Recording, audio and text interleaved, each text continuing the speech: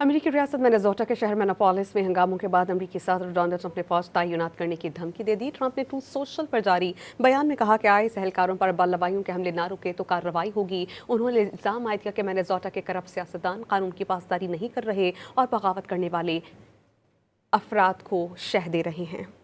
अमेरिकी रियासत मिनेसोटा के शहर मिनेपोलिस में हंगामों के बाद अमेरिकी सदर डोनाल्ड ट्रंप ने फौज तैनात करने की धमकी दे दी। ट्रंप ने ट्रूथ सोशल पर जारी बयान में कहा कि आईएस एहलकारों पर बल्लबाइयों के हमले ना रुके तो कार्रवाई होगी। उन्होंने इल्जाम आयद किया कि मिनेसोटा के करप्ट सियासतदान कानून की पासदारी नहीं कर रहे और बगावत करने वाले अफराद को शह दे रहे हैं।